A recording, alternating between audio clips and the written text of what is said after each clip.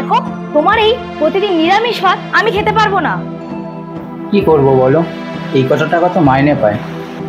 তাতে আমি কি করতে পারি? তোমার বাবা মারা গিয়েছে, তোমার মাকে এতদিন বসিয়ে বসিয়ে আমি খাওয়া দিতে পারছি না। এই বয়সে মা কি করবে? আমি ওসব জানি না, নিজে দেখো নিজের মাকে।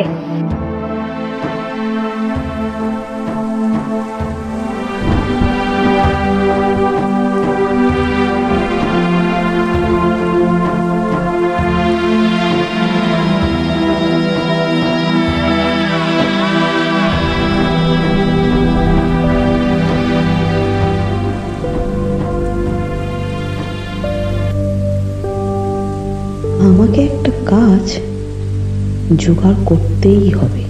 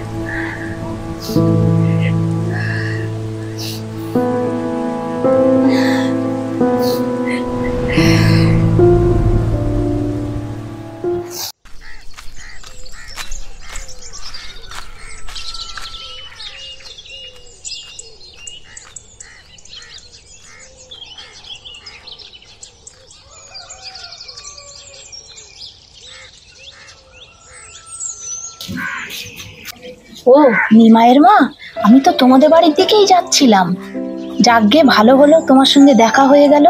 কেন বলো তো দিদি? তুমি তো কলকাতায় 5 বাড়ি কাজ করো ভাই, আমার একটা কাজ দেখে দেবে? দেখো দিদি, কালকেরই কাজের বাড়িতে একটা কাজের কথাই বলছিল। উনি একটা ভালো মেয়ে খুঁজে দেওয়ার কথা বলেছিল। তুমি কি পারবে সেখানে কাজ করতে? ভালো মাইনে দেবে।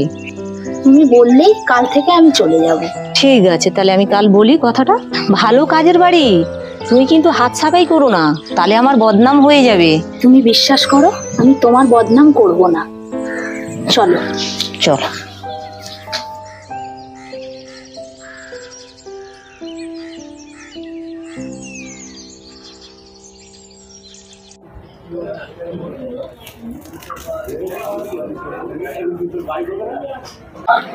তোমার সবজির কত দাম হলো?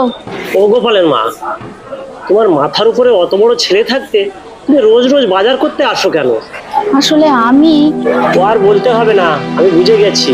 এই দেখো না, ভাই বোনদের মানুষ করতে গিয়ে ঠিক সময় বিয়ে করলাম না, আর এখন তারাই শেষ বয়সে আমার আর দেখলো না। আর কি হবে বলো, আমাদের কপালটাই খারাপ। এখন তবে যাই, আবার পরে কথা হবে। ঠিক আছে, এসো।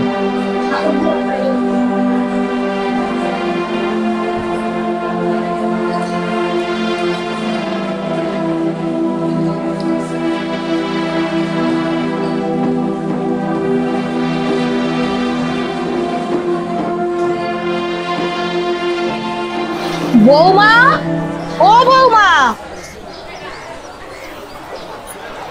কি হয়েছে বৌমা? আবার একই বাজার? প্রতিদিন একই বাজার আমার ভালো লাগে না। কি করব বৌমা, আমি কত টাকাই বা মাইনে পাই বলো? যা পাই সবই তো তোমাদের সংসারে দিয়ে দিই। ও, তার মানে আপনি আমাকে টাকার খোঁড়া দিচ্ছেন? মা, তোমার বৌমা তো ঠিকই বলেছে।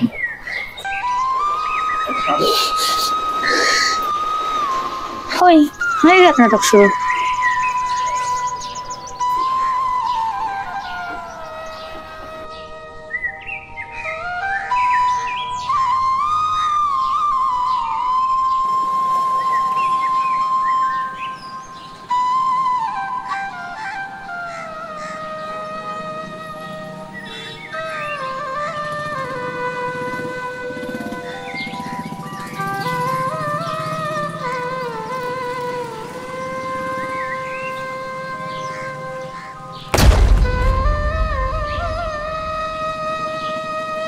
কে পড়ে আছে?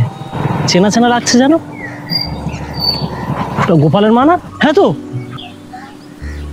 কি হয়েছে?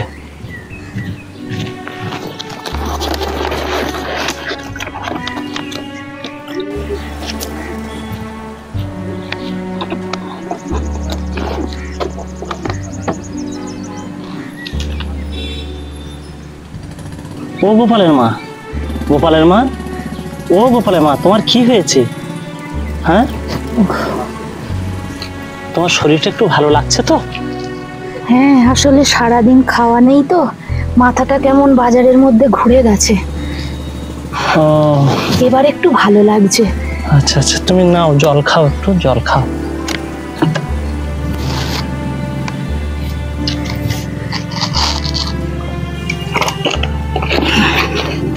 ভাগ্যিস তোমার সঙ্গে দেখা হয়েছিল। হ্যাঁ, আমিও তো সবজি বিক্রি করে এই পথে আসছিলাম। এখন শরীরটা একটু ঠিক হয়েছে তো, ভালো লাগছে তো? তোর একটু সুস্থ বোধ করছি। চলো গোপালের মা, তোমাকে আমি বাড়ি পৌঁছে দিয়ে আসি। তোমার শরীরের যা অবস্থা। না, তুমি ছেড়ে দাও, আমি একাই যেতে পারবো। না, তুমি যেতে পারবে না, আমি তোমাকে নেই, দাঁড়াও, সব বুঝিয়ে নেই। চল, শরীরটা খুব খারাপ হয়ে গেছে তোমার। সারাদিনের পরিশ্রম, সংসারের চিন্তা, বৌমার কিটকিটানি আমি আর সহ্য করতে পারছি না। কি পরিস্থিতি গো গোপালের মা, এগুলো কেউ বুঝবে না গো।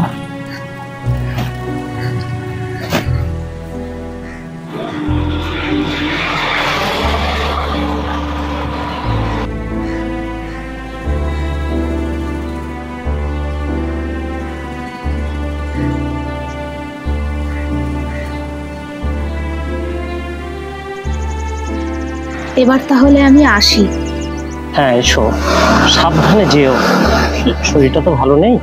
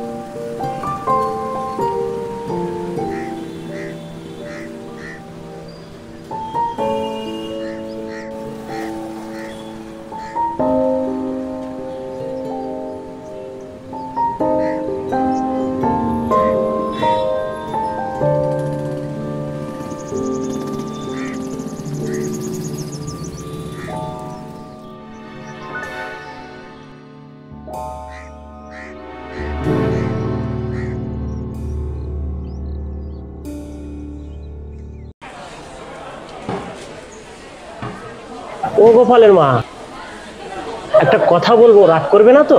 কি কথা, তাড়াতাড়ি বলো, আমার আবার বাড়ি ফিরতে হবে। তোমার রোজ রোজ একই শাড়ি পরে দেখি কেন? তোমার কি আর শাড়ি টাড়ি নেই?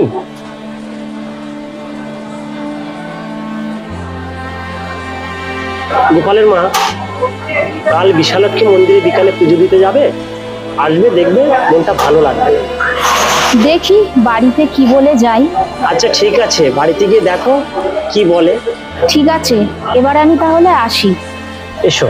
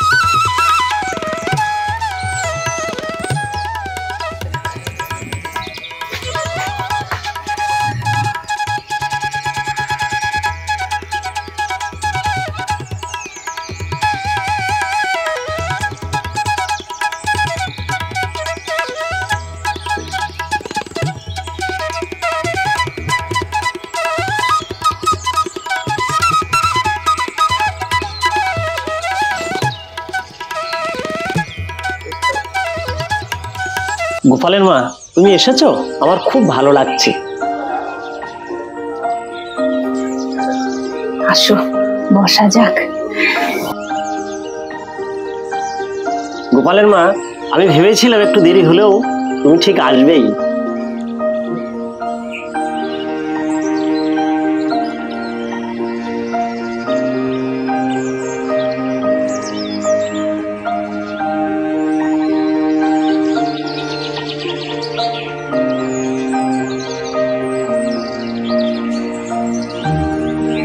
গোপালের মা, তুমি একটু চোখটা বন্ধ করবে? কেন? আচ্ছা করোই না। ঠিক আছে, আচ্ছা করছি।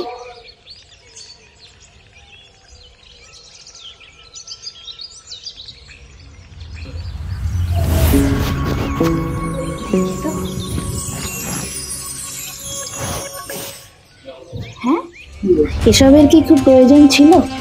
আমি বন্ধু হিসাবে তোমাকে কি দিতে পারি না? তাছাড়া দেখি তুমি রোজ রোজ একই শাড়ি পরে কাজে যাও, আমার নিজের দেখেও তো খারাপ লাগে। বলো, বাড়িতে গিয়ে আমি কি বলবো? তুমি বলবে কাজের বাড়ির ছেলের অন্নপ্রাশন ছিল তাই আমাকে দিয়েছে। আচ্ছা ওসব বাদ দাও, তুমি এই শাড়িটা একটু গায়ে দিয়ে দেখো তো কেমন লাগছে।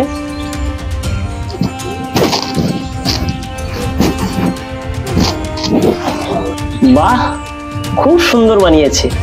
এবার চলো, মাকে একটু প্রণাম করে বাড়ির দিকে যাই, না হলে বৌমা আবার রাগ করবে। তাই চলো।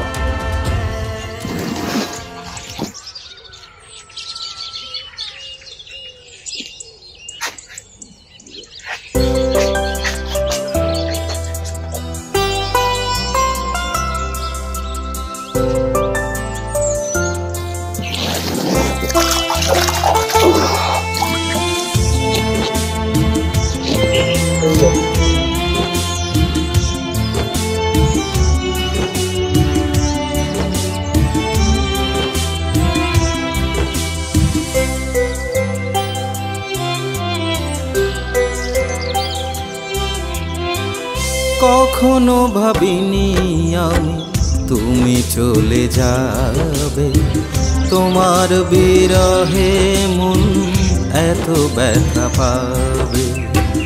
কখনো ভাবিনি আমি তুমি চলে যাবে, তোমার বিরহে মন এত ব্যথা পাবে।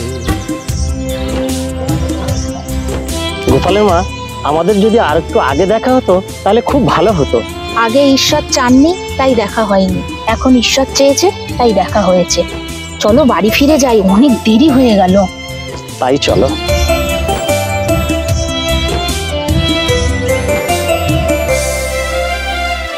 যবে তুমি ছিলে সাথে সুরের আকাশে, হেনার গন্ধে মেশা দক্ষিণা বাতাসে।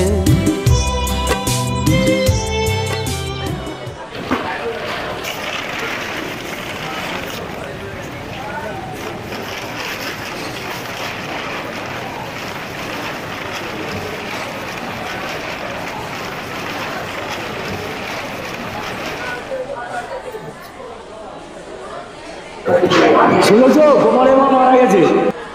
শুনেছো গোপালের মা মারা গেছে? শুনেছো গোপালের মা মারা গেছে? শুনেছো গোপালের মা মারা গেছে? কখনো ভাবিনি আমি তুমি চলে যাবে, তোমার বিরহে মন এত ব্যথা পাবে। কখনো ভাবিনি আমি তুমি চলে যাবে, তোমার বিরহে মন এত ব্যথা পাবে।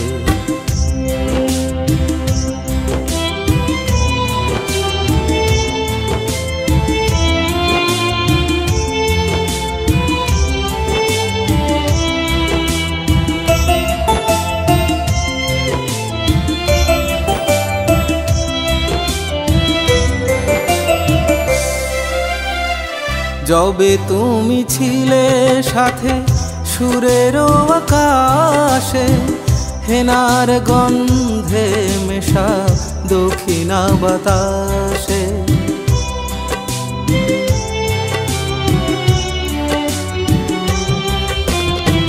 যবে তুমি ছিলে সাথে সুরেরও আকাশে, হেনার গন্ধে মেশা দক্ষিণা বাতাসে। বেহাগের সুর ছিল ছিল আশাবরী, ইমন ছিল যে সেথা ছিল দরবারি। কখনো ভাবিনি আমি